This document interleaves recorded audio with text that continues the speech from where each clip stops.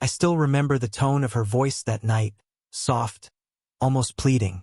"Please, Daniel," she said, brushing her hair behind her ear. "It's just an office party. It'll be boring. I'd rather you stay home." At first, I thought she was being thoughtful. Maybe she wanted me to relax, avoid small talk with strangers. But the way her eyes darted toward the floor when she said it, that unsettled me. Emily had always been proud of where she worked. Every year her company threw a grand celebration, fancy venue, open bar, expensive dresses. For 3 years straight, she'd insisted I come along. But this time, she was desperate for me not to. "Are you sure?" I asked. "I don't mind tagging along. I know some of your co-workers now." She smiled, but it didn't reach her eyes. "It's really fine. I don't feel like being the couple tonight. Everyone brings drama, and I'd rather keep my personal life out of it."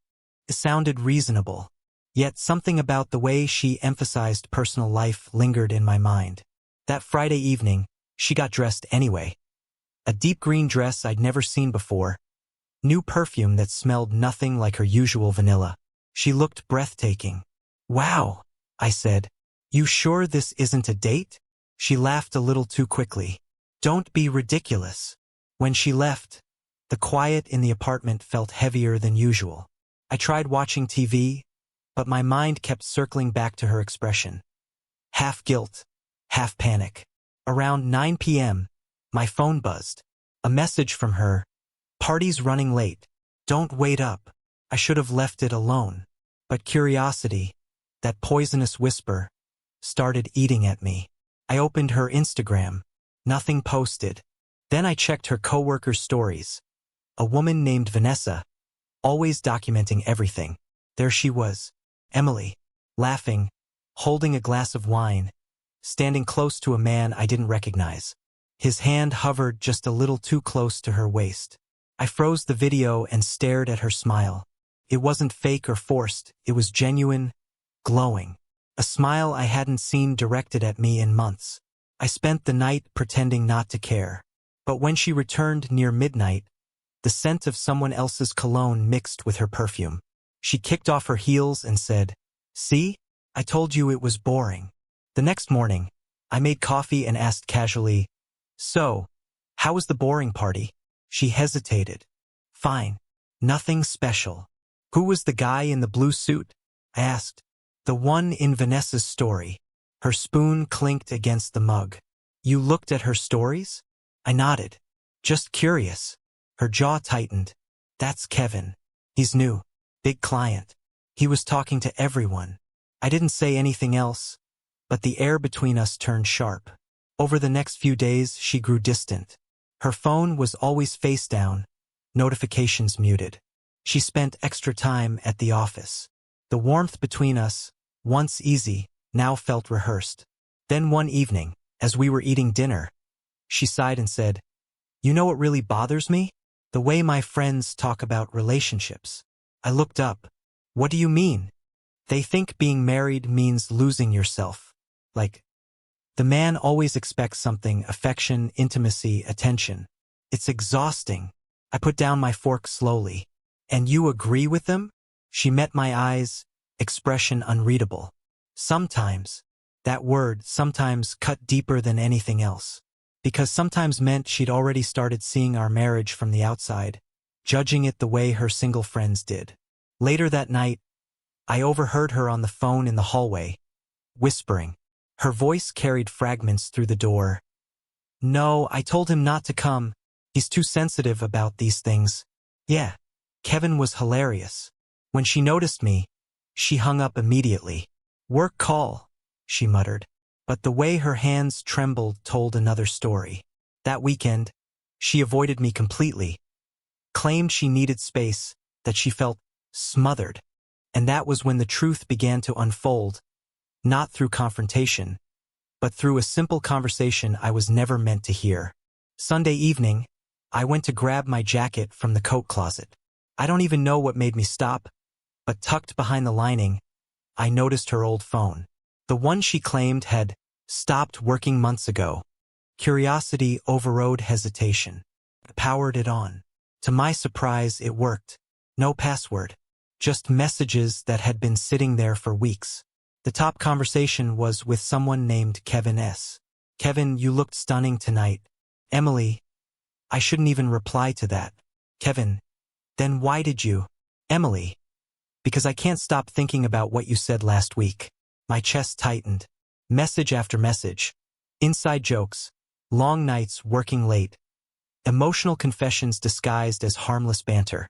It wasn't explicit, not yet. But it was enough to shatter the illusion. When she walked in later, carrying groceries, I couldn't even look at her. Everything okay? She asked. I nodded, forcing calm. Yeah, just tired. That night, while she showered, I backed up the messages.